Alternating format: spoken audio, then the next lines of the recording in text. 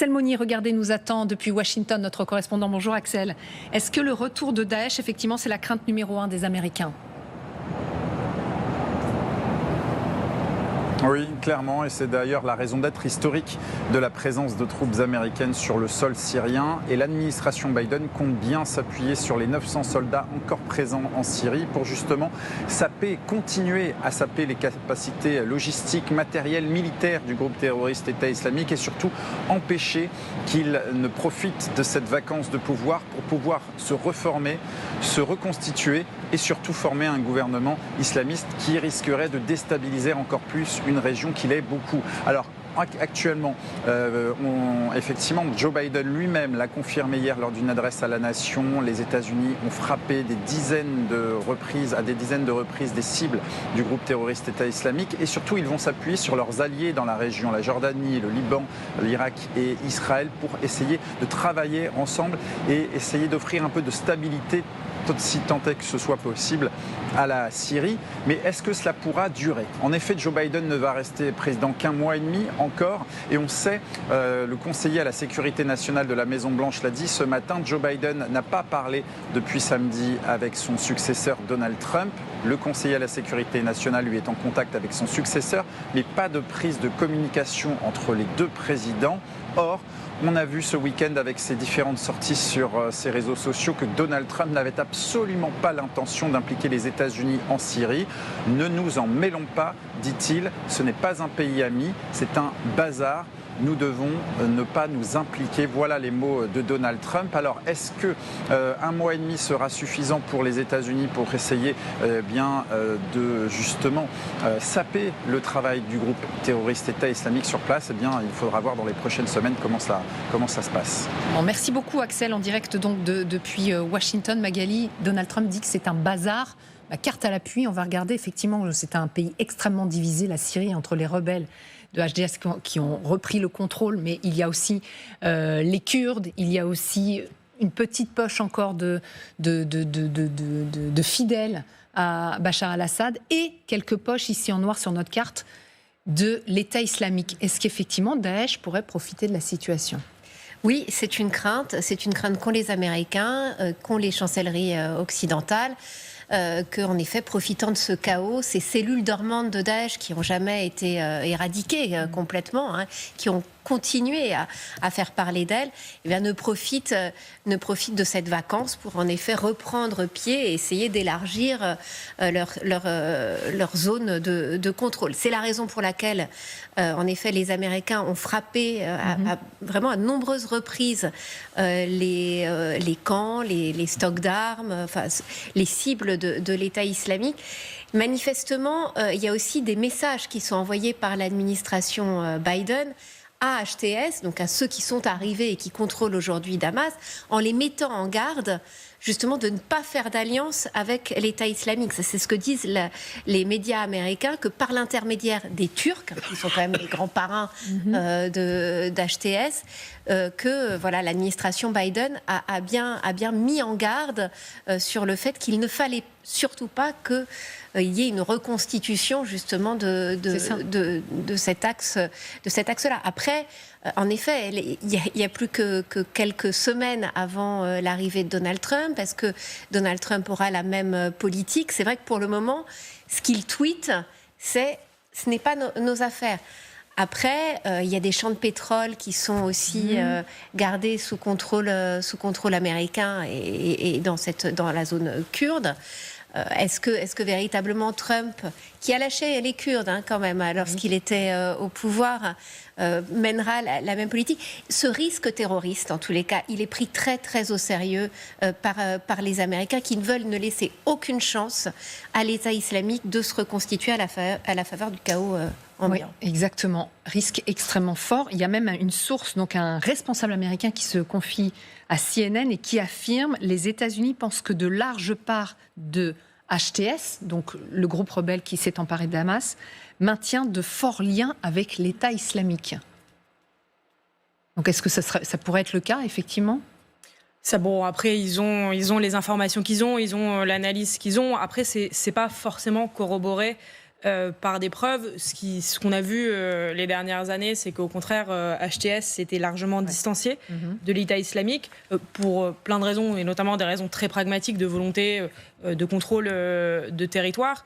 S'en sont distanciés aussi sur le plan idéologique. Encore une fois, probablement pour des raisons pragmatiques, mais en abandonnant l'idée de djihad global. Mondial, Ça, c'est assez important parce que peu importe le pragmatisme derrière tout ça, il faut quand même comprendre que, notamment pour Jolani, il y a une vraie nationalisation du combat. Donc, ce lien encore avec l'État islamique, il est à discuter. Reste à être prouvé. Mais quand on voit par exemple HTS monter sur Damas, il l'a fait seul ou il l'a fait avec des appuis concrets de Daesh ou pas? Ils ont combattu ensemble une grande, contre le régime ou pas du tout? Jamais ce pas du tout. Hormis si là on nous avance des nouvelles preuves qui avanceraient de ça, c'est plutôt le contraire. En fait, HTS a ces dernières années combattu l'État islamique. C'est pour ça que je levais un peu les yeux au ciel. C'est que, encore une fois, il n'est pas du tout, l'idée n'est pas du tout de faire de HTS des grands combattants de la liberté. Pour autant, ils ont plutôt combattu l'État islamique ces dernières années. Ils ont éliminé pas mal des leaders de l'État islamique. Ils ont rendu, je pense, indirectement service à l'administration américaine là-dessus. Donc là, ce type de prise de position, moi je suis pas omnisciente, j'ai pas toutes les informations, mais elle reste à prendre vraiment avec des pincettes. Ouais. Qu'est-ce que vous en pensez, Dominique Delors? Est-ce que déjà le risque, effectivement, avec la chute de Bachar al-Assad, ce serait de voir Daesh peut-être reprendre un peu pied en Syrie? Je crois qu'on devrait considérer la Syrie comme un peu on avait considéré la Yougoslavie quand elle a éclaté. C'est-à-dire qu'il y a différents peuples qui tiennent des zones avec des rapports de force qui sont très différents l'un de l'autre, et puis des religions et des fonds culturels qui sont très différents. N'oublions pas que la Syrie, comme d'ailleurs les pays voisins, ça a été dessiné par les Français et les Britanniques, dans les accords Sykes-Picot. Et donc, ils ont essayé de faire au mieux des intérêts britanniques et français. Mais pour ce qui concerne les populations, on a regroupé des ensembles qui ne vont pas très bien ensemble. C'est le cas de dire. Et là, en l'occurrence, les Alaouites qui sont plutôt vers les chiites, les sunnites, les druzes, les Kurdes, et puis un petit paquet de chrétiens. Ça fait beaucoup de sous-ensembles et on a ces oppositions. Alors Daesh est un élément dangereux qui est à l'intérieur du système. Il n'est pas certain, effectivement, que dans les prochains mois, ils aient une influence prépondérante. Mais HTS, déjà, est lui-même très proche. Donc, on a vraisemblablement là une volonté de ces mouvements sunnites de s'imposer sur l'ensemble de la zone, sauf à ce qu'elle trouve un gentleman agreement avec les Russes et pour laisser tranquille la zone alaouite. Parce que vous remarquerez qu'ils n'ont pas du tout fait effort dans la montagne alaouite, vers l'attaquer, les ports tenus. Donc là, c'est en rose sur notre carte. En rose. Ouais. Ils n'ont pas du tout, pour le moment, touché à cette zone-là. Il n'est pas interdit de penser que les Russes et les nouveaux patrons de la Syrie discutent aussi, bien sûr. en même temps. Donc là, vous savez, il y a une balance d'intérêts et ils penseront au leur avant de penser au nôtre. Sans doute, mais est-ce qu'on peut assister à une lutte d'intérêt, d'influence, de pouvoir dans les prochaines semaines, les prochains mois là? Oui, bien sûr. Alors moi, je suis totalement d'accord sur ce que vous disiez. C'est une mosaïque de communautés très différentes. Là où je pense qu'il faut modérer ce qu'on entend un peu parfois sur d'autres plateaux, c'est cette idée que HTS aurait les clés du pays, serait à la tête du pays. C'est pas le cas, et pour ça il faut comprendre deux choses. La première, ce que vous disiez, la carte qu'on voyait avant il y a quelques jours et cette offensive, le pays il est partagé en plusieurs groupes qui gouvernent chacun leur territoire. Donc HTS il n'arrive pas en prenant le contrôle de toute la Syrie, il garde le contrôle de sa zone, tout ce qu'on voit en vert, et puis il reprend quelques villes au régime syrien et il reprend Damas. Deuxième élément, il les reprend sans aucun combat. Ça doit nous amener à comprendre une deuxième chose, c'est que les forces de HTS restent quand même limitées. Est-ce que HTS a la capacité de reprendre tout le pays sans aide externe? A priori, pas du tout. Donc, ces négociations, c'est ce qu'a annoncé Jolani, c'est ce qu'a annoncé HTS, elles vont se passer. Il n'a pas annoncé prendre le pouvoir, il a annoncé une sorte de processus de transition du pouvoir avec le premier ministre syrien qui est resté sur place. ces discussions, il est fort probable qu'elles aient lieu parce que de toute façon, il n'a pas le pouvoir de tout prendre. Et je voudrais juste rajouter une chose parce que je pense qu'on oublie souvent, HTS et les autres groupes, c'est avant tout des Syriens. Les Syriens, je le disais tout à l'heure, on les a abandonnés. Ils n'ont pas eu non plus énormément d'endroits, énormément de groupes vers qui se tourner pour combattre. Donc est-ce que derrière HTS et ces 20 000, 30 000 combattants, tout le monde est complètement d'accord avec l'idéologie islamiste envie de l'imposer ?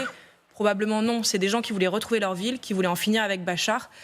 Donc c'est plus un groupe nationaliste qu'islamiste, c'est ça? Alors, ça reste un groupe islamiste. En revanche, effectivement, maintenant, c'est plus à la dimension nationaliste, donc de l'abandon, on va dire, de la théorie de l'objectif du djihad global.